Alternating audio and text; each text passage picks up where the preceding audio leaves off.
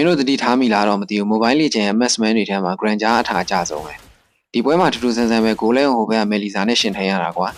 ဒီကောင် Inspire နဲ့ထွက်လာတော့ငါလည်းရှင်မပြည့်ရှင်ရနဲ့ကိုယ့်အကို Criller Hits လေးတွေပဲလိုက်စားနေရ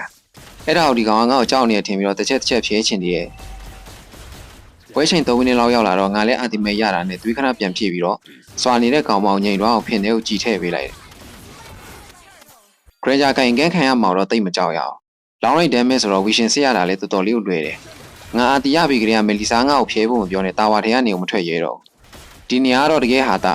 ဟိုဘက်နှစ်ကောင်ငါ့ကိုလာကန်းချင်တော့စေဝါနာတိုင်ဂရီကိုအိမ်နေလို့လွတ်နေတဲ့မယ်လီဇာကိုငါပဲဖြည့်ရှင်းပေးလိုက်တယ်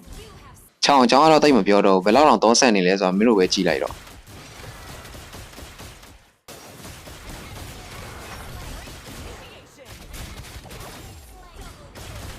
ကိုလိမ့်မှာကူခရစ်တွေရောကူရှိတွေရောအကုန်လုံးငါရပြီလို့6မိနစ်လောက်ကစပြီးတော့မစ်လိမ့်မှာအကုန်လုံးပြစ်ခွဲတော့တာပဲ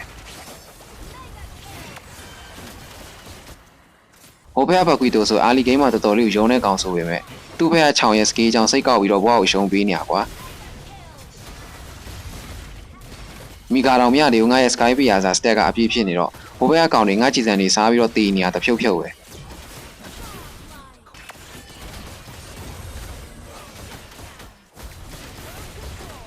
လောင်ချီကတော့သူ့အတင်းတင်းလုံးစိတ်ဒုက္ခရောက်တဲ့အထီကိုစကေးတွေပြနေတော့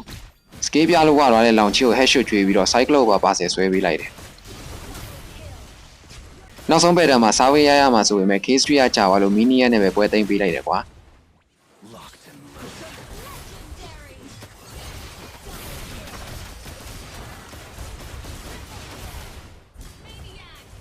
Granger ပဲ hero နဲ့ဆို AC ထိန်းလို့ရလဲဆိုတာဂိုးလိမ့်ဆရာကြီးတွေ comment မှာရည်ရွာခဲ့ကြအောင်